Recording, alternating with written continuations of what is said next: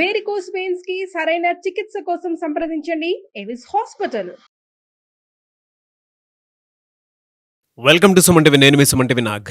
According to Vedic astrology కనుక మనం చూసుకుంటే కుంభరాశి వారికి ఏ విధంగా ఉండే అవకాశం ఉంటుంది, ఎస్పెషల్లీ విమెన్కి 2025లో ఏ విధంగా ఉంటుంది అనేది ఈరోజు మనతో పాటు వేదిక్ ఆస్ట్రాలజర్ ఉమా గారు ఉన్నారు. అది వారి మాటలు తెలుసుకుందాం. Hello sir. హలో నాగరాజ్ గారు. సార్, కుంభరాశి వారికి ఎస్పెషల్లీ విమెన్కి వేదిక్ ఆస్ట్రాలజీ 2025లో ఏం చెప్తుంది అండ్ వారి గుణగణాలు ఏ విధంగా ఉంటాయి సార్? ముందుగా మనం కుంభరాశి విషయానికి వస్తే ధనిష్ఠా నక్షత్రము 3-4 పాదములు, శతభిష నక్షత్రం 1-2-3-4, పూర్వభాద్ర 1-2-3 పాదాల దాకా కుంభరాశిగా పరిగణించబడతారు. అయితే ఈ కుంభరాశి వాళ్ళు ఒక విధంగా చెప్పాలంటే సక్సెస్ఫుల్ పర్సన్స్ అని చెప్పాలండి. ఎందుకంటే ద ఒరిజినల్ 11th హౌస్, అంటే డబ్బు విపరీతంగా సంపాదించేది ఎవరు అని అంటే కుంభరాశి వాళ్ళు. అంటే ఎక్కడ ఏ పని చేసినా సరే అందులో లాభాలు ఖచ్చితంగా వచ్చేస్తాయి వీళ్ళకి. సో వీళ్ళ సేఫ్ సైడ్ చూసుకుంటారు. అంటే చిన్న వయసు నుంచే వీళ్ళకి ఆ తెలివితేటలు ఉంటాయి, ఆ అమోఘమైన ప్రణాళికలు వేసే ఇవి ఉంటాయి. తర్వాత ఏంటంటే ఇండిపెండెంట్గా బ్రతకే క్యాపబిలిటీ ఉంటుంది. సో వీళ్ళు ఎడ్యుకేషన్లో కూడా 2nd and 11th lord ruled by Jupiter కాబట్టి వీళ్ళని కనుక గవర్నమెంట్ జాబ్స్కి ప్రిపేర్ చేయించిన, లేకపోతే న్యాయ వృత్తులు అంటే అడ్వకేట్స్ అవ్వచ్చు, జడ్జి అవ్వచ్చు, ఇలాంటి సంబంధించిన వృత్తులు అవ్వచ్చు, లేకపోతే బెస్ట్ లెక్చరర్స్ దేంట్లో ఉంటారంటే కుంభరాశిలో ఉంటారండి. ప్రొఫెసర్స్ అవ్వచ్చు, పిహెచ్డీ చేసి అందులో ఆరితేరిపోయినటువంటి విద్యావేత్తలు అవ్వచ్చు, వీళ్ళందరూ కూడా కుంభరాశికి సంబంధించి ఉంటారు. అయితే ఇంకా కుంభరాశిలో మనం చెప్పాలంటే 12th లార్డ్ కూడా శని అవుతాడు. దానివల్ల ఏంటంటే వీళ్ళు అనుకోని సంఘటనల్లో లిటిగేషన్లు ఇరుక్కుంటారు. సో 12వ స్థానంలో శని కాబట్టి చాలా జాగ్రత్తగా ఉండాల్సింది ఏంటంటే ఆరోగ్యపరంగా జాగ్రత్తగా ఉండాలండి. ఆరోగ్యపరంగా దేనికి జాగ్రత్తగా ఉండాలి? వెన్నుపూసకు సంబంధించిన విషయాల్లో చాలా జాగ్రత్తగా ఉండాలి. జాయింట్ పెయిన్స్ అవ్వచ్చు. తర్వాత 6th లార్డ్ రూల్డ్ బై చంద్రుడు కాబట్టి జాగ్రత్తగా ఉండాల్సిన అంశము respiratory problems, digestion, acidity, gastric trouble, ఇవన్నీ కూడా చాలా ఖచ్చితంగా ఉంటాయి కుంభరాశి వాళ్ళకి. సో ఆ విషయంలో చాలా జాగ్రత్తగా ఉండాలి. ఫుడ్ ఇంటేక్ అనేది చాలా జాగ్రత్తగా చూసుకోవాలి. అదేవిధంగా వీళ్ళ మ్యారీడ్ లైఫ్ చూస్తే వీళ్ళకి ఆడవాళ్ళకైతే కుంభరాశి వాళ్ళకి ఆడవాళ్ళకి మ్యారీడ్ లైఫ్లో ఇష్యూస్ వస్తాయండి. ఒకవేళ ఇష్యూస్ వచ్చినప్పటికీ కూడా వచ్చినటువంటి హస్బెండ్ ఎక్కువ గవర్నమెంట్ జాబ్ కానీ, ఆథరైజ్డ్ కంపెనీ నుంచి రావడం కానీ, లేకపోతే సెక్యూర్డ్ జాబ్లో ఉండడం కానీ, ఖచ్చితంగా అతను ఒక సెటిల్డ్ పర్సన్ వచ్చే అవకాశాలు చాలా ఎక్కువ ఉంటాయి కుంభరాశి స్త్రీలకి. కాబట్టి నేను చెప్పేది ఏంటంటే కుంభరాశి స్త్రీలకి పెళ్లి చేసుకునే ముందు జాతకాలు తప్పకుండా చూపించుకోవాలి. ఒకవేళ ఇన్ జనరల్గా వీళ్ళకి లగ్న రూల్డ్ బై సాటర్న్ కాబట్టి వీళ్ళు నా మాటే వినాలి అనేటువంటి కాస్త పంతం ఉంటుంది. షార్ట్ టెంపర్ పర్సన్స్ అంటారు కదా, అంటే వెంటనే కోపం వస్తుంది వీళ్ళకి. సో ఒక 5 నుంచి 10 నిమిషాలు 15 నిమిషాలు ఉంటుంది, తర్వాత మళ్ళీ వెంటనే తగ్గిపోతుంది. ఈ 5-10 నిమిషాల్లో మాత్రం విధ్వంసమే. అదేవిధంగా ఈ కుంభరాశిలో ఒక నక్షత్రం ఉంటుందండి, శతభిషం. సో అదైతే ఇంకా చెప్పక్కర్లేదు, భరించలేము దాన్ని. సో వాళ్ళ మాట నగ్గాలి తప్ప పక్కన వాళ్ళ మాట వినరు వాళ్ళు. అది చదువులో అవ్వచ్చు, జీవితంలో అవ్వచ్చు, ఎక్కడైనా అవ్వచ్చు.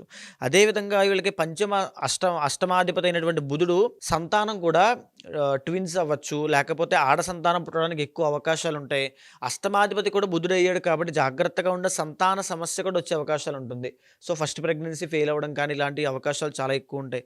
సో కింద మనం మాట్లాడుకున్నది ఆరోగ్య సమస్యలు కూడా ఉన్నాయి. సో ఆరోగ్య సమస్యలు సంతానానికి కూడా ఎలాంటి సంబంధించి చిన్న వయసులో ఉంటే స్త్రీలు కుంభరాశి వాళ్ళు చాలా జాగ్రత్తగా ఉండాలి.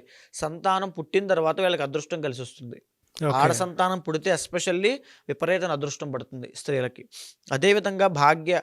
సో వీళ్ళకి ఏంటంటే శుక్రుడు మంచి యోగకారకుడు అవుతాడండి. అంటే వీళ్ళు ఏదైనా సరే ఒక రకమైనటువంటి కన్స్ట్రక్షన్ ఫీల్డ్లోకి వెళ్ళినా, అంటే ఆడవాళ్ళ కెరీర్ పరంగా కన్స్ట్రక్షన్ ఫీల్డ్లోకి వెళ్ళినా, రియల్ ఎస్టేట్ చేసినా, లేకపోతే మ్యానుఫ్యాక్చరింగ్ యూనిట్స్ చేసినా, అంటే మళ్ళీ 10th లార్డ్ కుజుడు అవుతాడు కాబట్టి మ్యానుఫ్యాక్చరింగ్ యూనిట్స్ చేసినా, లేకపోతే క్రియేటివ్గా వీళ్ళు ఏం చేసినా, అంటే వీళ్ళ ఉద్యోగానికి క్రియేటివ్గా అన్ని విధాలుగా ఉంటారు. బెస్ట్ అడ్మినిస్ట్రేటర్స్ ఎవరు ఉంటారంటే కుంభరాశి వాళ్ళు.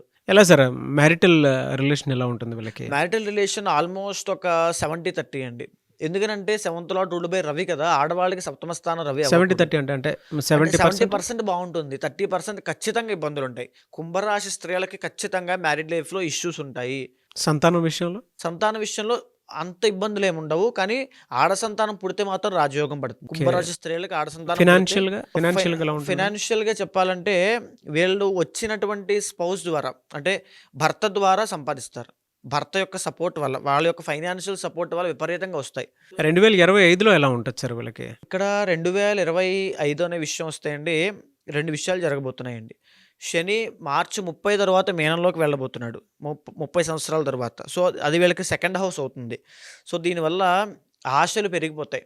నాకు ఆ జాబ్ వచ్చేస్తది, ఈ జాబ్ వచ్చేస్తది. నేను అక్కడ డబ్బులు పెడితే నాకు డబ్బులొచ్చేస్తాయి. సో, అది ఇది అంటే ఆశలు నిరాశ అయిపోవడం లాంటివి జరుగుతాయి. కొత్తగా అప్పులు చేసేటువంటి ధన సంబంధిత విషయాల్లో ఇబ్బందులొస్తాయి. ఆర్థిక సమస్యలొస్తాయి. ఈ విషయంలో జాగ్రత్తగా ఉండాలి. మాట అండి.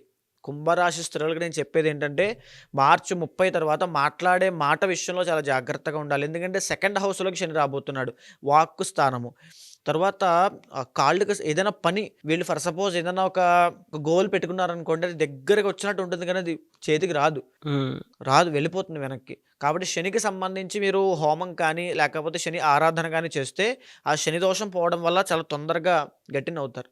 అదేవిధంగా మే 18వ తారీఖు తర్వాత మీనంలో ఉండేటువంటి రాహు కుంభంలోకి వస్తున్నాడు.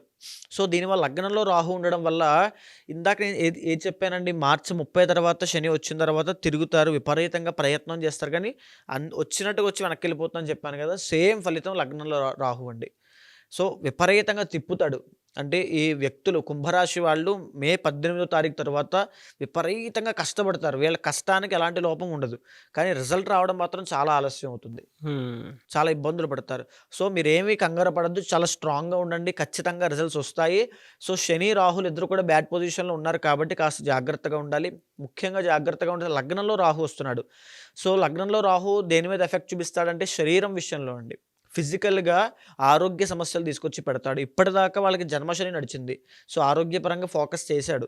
సో, లగ్న రాహు కూడా ఆరోగ్యం మీద ఇబ్బంది పెడతాడు. కాబట్టి ఏ మంత్లో ఎలా ఉండొచ్చండి అది? ఏ మంత్‌లో ఎలా ఉంటుందంటే, ఉదాహరణకి గురుడు ఉన్నాడండి. ఇప్పుడు మే 15వ తారీఖు తర్వాత మిథునంలోకి వెళ్ళబోతున్నాడు. మిథునం వచ్చేసి పంచమ స్థానం అవుతుంది వీళ్ళకి. సో, పంచమ స్థానంలోకి అంటే మే 15వ తారీఖు వెళ్ళిన తర్వాత గురుబలం ఎక్సలెంట్‌గా ఉంటుందండి. ఎవరికి? కుంభరాశి వాళ్ళకి.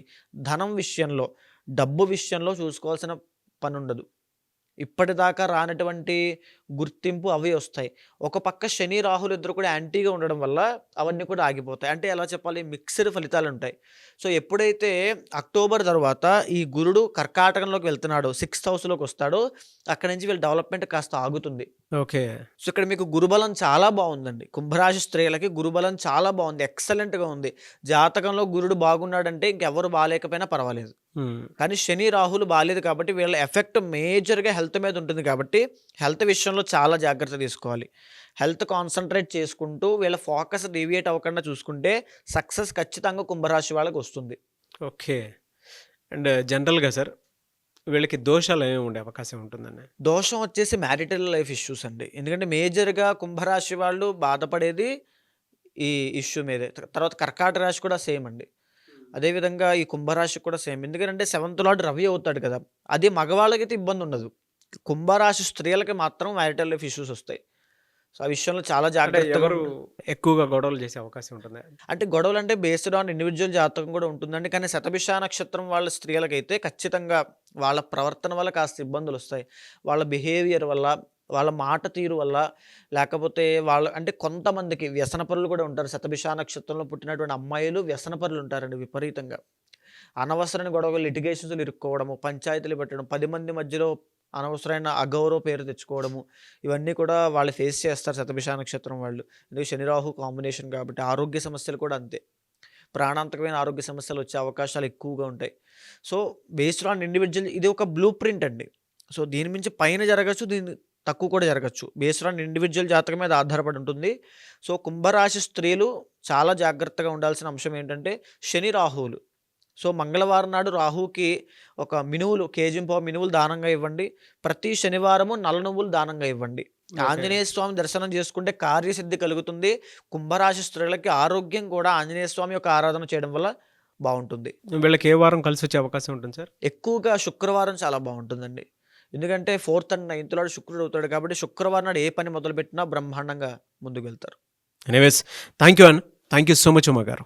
థ్యాంక్ యూ, నమస్తే. ఎంటర్ వీడియో విన్న తర్వాత దోషాలను బట్టి మీ దగ్గర ఏదైనా పరిహారాల కోసం పూజలు చేయించుకోవాలనుకునేటువంటి వాళ్ళు ఉంటారు, వ్యక్తిగత జాతకాలు తెలుసుకోవాలి అనుకునేటువంటి వాళ్ళు ఉంటారు, మంత్ని బట్టి ఎలా ఉంటుంది ఏంటి ఇయర్ మొత్తం ఎలా ఉంటుంది తెలుసుకోవాలి అనుకునేటువంటి వాళ్ళు ఉంటారు, పేరును బట్టి లేదంటే కొంచెం ఎలాగో పెళ్లిళ్ళ సీజన్ వస్తుంది దానికి సంబంధించినటువంటి వాటి విషయాల్లో కూడా మీ దగ్గర వేదిక్ ఆస్ట్రాలజీ త్రూ వెళ్ళాలి అనుకునేటువంటి వాళ్ళు చాలా మంది ఉంటారు. ఎలా అప్రోచ్ అవ్వాలి, మీరు వాళ్ళకి టైం ఇస్తారా? తప్పకుండా అండి.